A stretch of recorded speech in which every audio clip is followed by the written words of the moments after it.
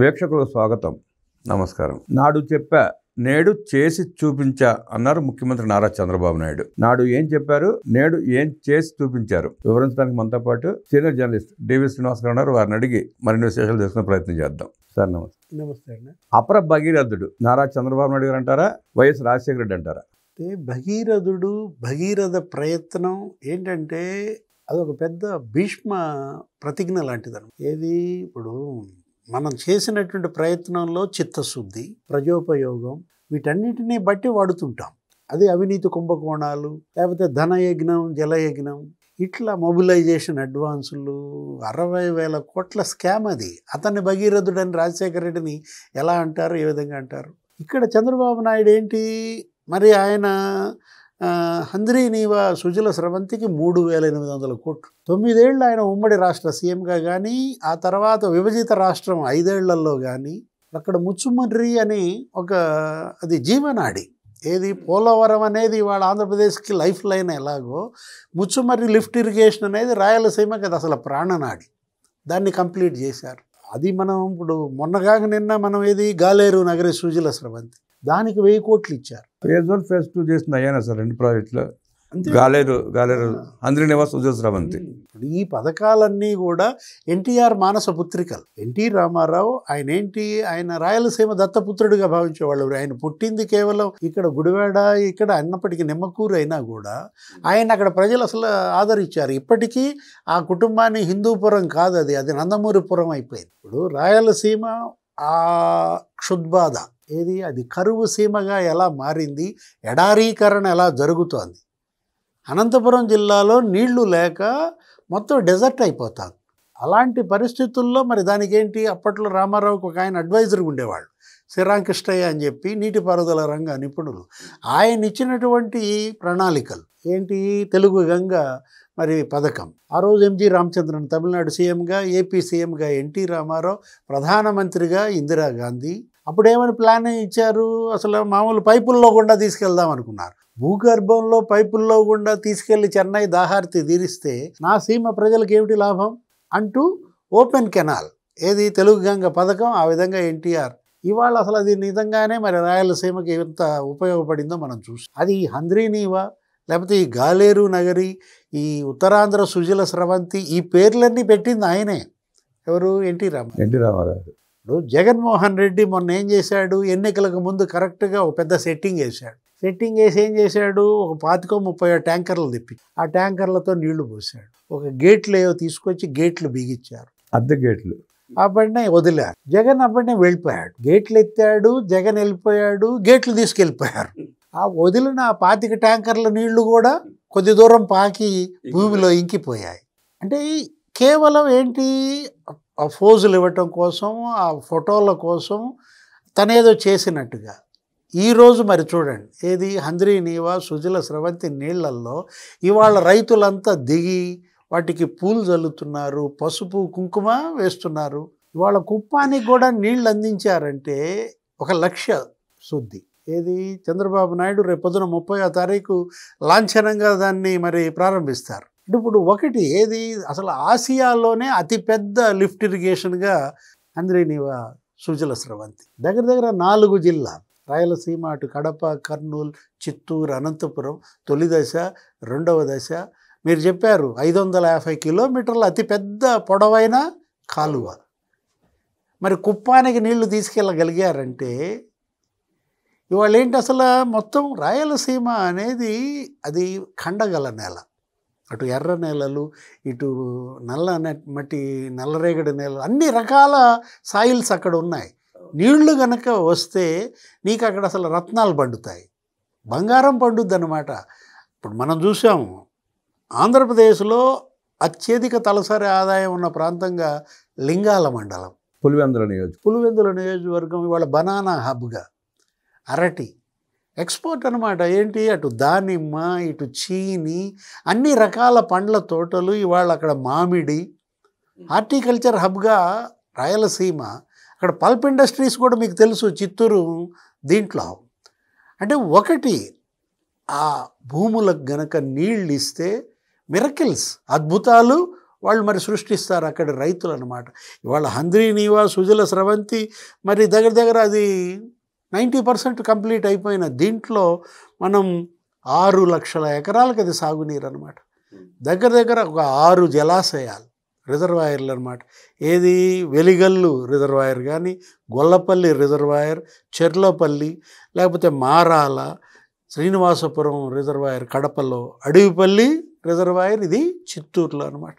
మొత్తం అసలు అక్కడ తీసుకున్నట్లయితే మనం శ్రీశైలం, మీరు ఇంట్రోలో కూడా చెప్పారు ఏంటిది, పోతిరెడ్డిపాడు హెడ్ రెగ్యులేటర్ ద్వారా ఆ నీటిని తీసుకువెళ్ళ, Nagarjuna Sagar right canal, left canal, ఆ తర్వాత ఇప్పుడు ఈ గోదావరి జిల్లాలని కృష్ణాకి కలపాలి, రివర్ లింకేజ్, నదుల అనుసంధానం చేయాలి అనేది వాజ్పేయి ప్రధానిగా అప్పుడు ఒక టాస్క్ ఫోర్స్ పెట్టారు. ఏది చంద్రబాబు మరి వీళ్ళందరూ సురేష్ ప్రభు ఇచ్చిన సిఫారసుల మేరకు మనం పట్టిసీమ ప్రాజెక్టు ద్వారా మొదటి లింకేజ్ అది. అప్పుడు జగన్మోహన్ రెడ్డి పట్టిసీమని దండగన్నాడు, అదొక అవినీతి కుంభకోణం అన్నాడు. దానికి ఖర్చు పెట్టింది ఎంత అంటే 1340 కోట్లు, దీనికి పట్టిసీమ లిఫ్ట్ ఇరిగేషన్. కానీ గోదావరి జలాలు కృష్ణాకి ఇవ్వడం ద్వారా జూన్లోనే పంటలు వేసుకున్నారు. కృష్ణా డెల్టా చరిత్రలో 150 ఏళ్ల చరిత్రలో జూన్లో పంటలు పడింది పట్టిసీమతో. 2 పంటలు పుష్కలంగా పండించుకోవడంతో పాటు చేపల చెరువులు, రొయ్యలు కూడా చాలా మంచి దిగుబడి ఇస్తున్నారు ఆ సమయంలో. అంటే జూన్లో మీరు గనక చాలకి నీళ్ళు ఇస్తే 3 నెలల్లో పంట చేతికి వస్తే తుఫాన్ బారి నుంచి రైతు తన పంటను కాపాడుకోగలడు. నవంబర్లో మనకి తుఫాన్లు మనకి అక్కడ ఏది కృష్ణా గుంటూరు జిల్లాలు కేజీ బేసినంత కొట్టుది అనమాట. తుఫాన్ వచ్చే లోపు పంట ఇంటికి చేరాలి, రైతు అమ్ముకోవాలి. అది సాధ్యమైంది కేవలం పట్టిసీమ లిఫ్ట్ ఇరిగేషన్ ద్వారా. పెట్టిందెంత 1340 కోట్లు, దానివల్ల వచ్చిందెంత 3 ఏళ్లలో 30,000 కోట్లు వచ్చింది. ఎక్కడ 1300 కోట్లు, ఎక్కడ 30,000 కోట్ల దిగుబడి? అంటే ఒకటి ఇప్పుడు బనకచెర్ల పోలవరం తీసుకున్నారు, రివర్ లింకేజ్, దానికి అడ్డుపడాలని చూస్తున్నారు. అక్కడ మరి జగన్మోహన్ రెడ్డి కమల పక్షం, ఏది ఇవన్నీ కూడా సయామి ట్విన్స్ అంటారు, ఇటు వైఎస్ఆర్ కాంగ్రెస్, అక్కడ బీఆర్ఎస్. ఆ కేటీఆర్ అక్కడ ఆయన చేస్తున్న విమర్శలు, హరీష్ రావు అంటున్న మాటలు. అదే జగన్మోహన్ రెడ్డి ఆ రోజు రాయలసీమ లిఫ్ట్ ఇరిగేషన్ స్కీమ్కి మీరు ఆమోదం చెప్పారు, కేసీఆర్ సంతకం పెట్టాడు, రేవంత్ రెడ్డి మొన్న ఆ సంతకం బయట పెట్టాడు, మళ్ళీ ఇప్పుడు అడ్డం కొడుతున్నారు. ఇప్పుడు 13 పేజీలు నువ్వు ఇచ్చిన అఫిడవిట్లో నువ్వు సంతకం పెట్టావా లేదా ఆ రోజు రాయలసీమ లిఫ్ట్ ఇరిగేషన్కి? రాయలసీమ లిఫ్ట్ ఇరిగేషన్ ఆమోదించినటువంటి కేసీఆర్ బీఆర్ఎస్ ఎలా మరి బనకచెర్ల పోలవరాన్ని అడ్డుకోవాలని చూస్తారు? ఇప్పుడు ఇది ఒక 80,000 కోట్ల ఖర్చు అవుతుంది. పోలవరం బనకచెర్ల అనుసంధానం అయితే రాయలసీమ కరువు తీరిపోతుంది అనమాట. అంటే హంద్రీ నివాతో రాయలసీమలో ఉన్న డ్రై ఏరియా అంతా సస్యశ్యామలు అవుతూ ఉంటే పోలవరం బనకచెర్ల రాయలసీమ 4 జిల్లాలు ప్రతి నెల ప్రతి సెంటు తడిసి ఆ రైతులకి ఏదంటే తాగునీరు సాగునీరుకి పుష్కలంగా నీరు వస్తుందంటారు. ఒక రాయలసీమే కాదు, ప్రకాశం తర్వాత ఈ పల్నాడు, గుంటూరు జిల్లాలో పల్నాడు ప్రాంతం, ఇవాళ పల్నాడు కూడా రాయలసీమలానే ఉంటుంది. ఫ్యాక్షన్ ఉంటుంది, ఈ పొలాలు వీళ్ళు పెట్టుకోవటమే, మగాళ్ళేమో నరుక్కోవటం, ఆడాళ్ళేమో పొలం పనులు చేసుకోవటం, ఇది మామూలే. అలాంటి పరిస్థితుల్లో ఇవాళ పోలవరం బనకచెర్ల కేంద్రం ఇవ్వడానికి సిద్ధంగా ఉన్నప్పుడు వీళ్ళు అడ్డుకోవటం, గత 10 ఏళ్లలో 14,538 టీఎంసీలు వృధాగా పోయినాయి అంటేనే. అంటే ప్రతి సంవత్సరం 2,000, 3,000 టీఎంసీలు గోదావరి నుంచి సముద్రంలో వృధాగా పోతుంటే దిగువ రాష్ట్రంగా వాడుకునే హక్కు ఆంధ్రప్రదేశ్కు ఉంది. లోయర్ రైపేరియన్ స్టేట్గా ఇవాళ ఏంటి, ఆంధ్రప్రదేశ్ తెలంగాణకు ఎగువనుందా దిగువనుందా?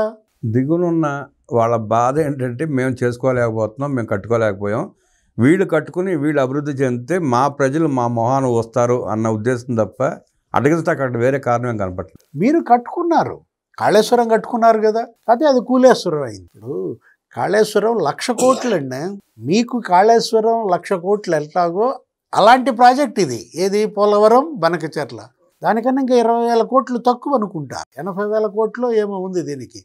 ఇప్పుడు మీరు 1,00,000 కోట్లు మీకు కేంద్రం ఎలా అయితే మరి ఇప్పించిందో ఒక 6 సంస్థల ద్వారా దానికి ఇప్పించారు.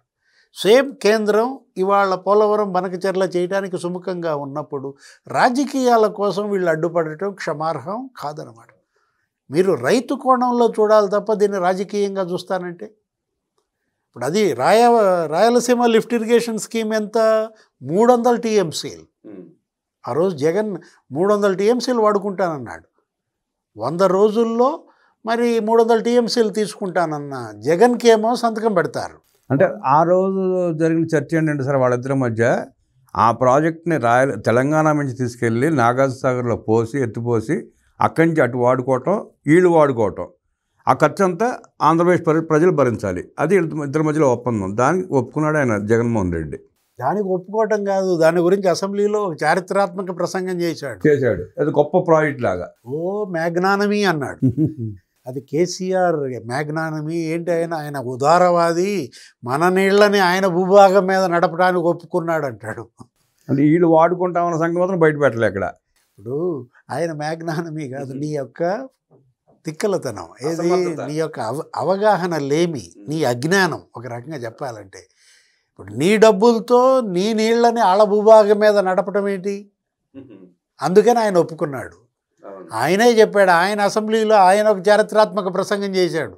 ఎవరు? కేసీఆర్. నేను జగన్కి చెప్పాను పోలవరం 1 అడుగు తగ్గించుకోమన్నాను, 1 అడుగేం కర్మ 2 అడుగులు తగ్గించుకుంటానన్నాడు అని ఎవరు?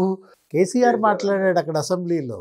అక్కడ కేసీఆర్ జగన్ ఏది ఆక్విడ్ ప్రోకో, మీ రాజకీయ లాభాల కోసం, మీరు శాశ్వతంగా అధికారం ఉండటం కోసం ఇక్కడ రైతుల యొక్క ప్రయోజనాలను గండి కొట్టారు. ఎన్నికలకు ముందు మీరు ఒక డ్రామా చూశారు కదా. ఎన్నికలకు ముందు జగన్ ఏం చేశాడు? అక్కడ కేసీఆర్ని గెలిపించడం కోసం నాగార్జునసాగర్ మీదకు పోలీసులు పంపాడు అక్కడ. అంటే ఏంటి? నాగార్జునసాగర్ మీదకి ఏపీ పోలీసులు వెళ్ళంగానే తెలంగాణ ప్రజల్లో రోషం వచ్చేసి అరే రే కేసీఆర్ ఓట్లు గుద్దుతారు అని. పాపం ఇది ప్లాన్ కేసీఆర్దా జగన్దా? గుద్దారు బాబు, కథ అడ్రస్ లేకుండా చేశారు. ఎక్కడైతే రూరల్ తెలంగాణలో మొత్తం కాంగ్రెస్ని గెలిపించారు. సిటీ కనుక లేకపోయినట్టయితే జీహెచ్ఎంసీ అసలు ఇంకా బీఆర్ఎస్ ఈ అపోజిషన్ ప్రతిపత్తి కూడా వచ్చేది కాదు. జగన్మోహన్ రెడ్డి స్థాయి వచ్చేది. సేమ్ జగన్కు 11 సీట్లు ఎట్లాగో ఆయన కూడా 11 సీట్లకే పరిమితం అయ్యేవాడు అక్కడ కేసీఆర్ అనమాట. ఏదో మొత్తానికి సెటిలర్స్ ఇక్కడ జీహెచ్ఎంసీలు ఆడుకోబట్టి ఒడ్డున పడ్డాడు. అంటే ఒకటి ఇక్కడ మనం అటు కేసీఆర్కైనా ఇటు జగన్కైనా బీఆర్ఎస్ వైఎస్ఆర్ కాంగ్రెస్ పార్టీ వాళ్ళు నేర్చుకోవాల్సిన గుణపాఠాలు ఏంటంటే, ప్రజలు మిమ్మల్ని నకసిక పర్యంతం చూస్తున్నారు. నిజంగా ప్రజా ప్రయోజనాల లక్ష్యంగా మీరు పథకాలు కనుక తెస్తే ప్రవేశపెడితే నెత్తిన పెట్టుకుంటారు. అదే ప్రజల పేరు చెప్పి వాళ్ళ పొట్ట కొట్టి ఆ సొమ్మంతా మీరు మింగాలని చూస్తే ఇదే జరుగుతుంది. కాళేశ్వరం కూలేశ్వరం కాతం కాదు, అసలు బీఆర్ఎస్ఏ కూలిపోయింది. ఇప్పుడు జగన్మోహన్ రెడ్డి ఇవాళ వైఎస్ఆర్ కాంగ్రెస్ పార్టీ ఇవాళ భూస్థాపితం అయిందంటే వాళ్ళు చేసినటువంటి ఆ అరాచకాలు, అవినీతి, కుంభకోణాలు. అది సమాధైంది, ఇది కూలిపోయింది. పోలవరం బనకచర్లతో ఎగువ రాష్ట్రానికి ఇబ్బంది లేదని, దానివల్ల రాయలసీమ 4 జిల్లాలే కాకుండా ప్రకాశం జిల్లా, పల్నాడు ప్రాంతం, నెల్లూరు ప్రాంతం సస్యశ్యామలం అవుతుందని, అలాగే చంద్రబాబు నాయుడు గారు ఇచ్చిన మాట ప్రకారం 100 ఫేజ్ 1 ఫేజ్ 2 4,000 కోట్ల రూపాయలు ఖర్చు పెట్టి రాయలసీమ డ్రై ఏరియానంతా అద్భుతంగా తీర్చిదిద్దే ప్రయత్నం చేస్తున్నారని, చంద్రబాబు నాయుడు గారు ఇచ్చిన మాట నిలుపుకుంటూ అపర భగీరథుడే అంటూ కొనియాడిన డి. శ్రీనివాస్ గారు ధన్యవాదాలు తెలియజేస్తూ నమస్కారం.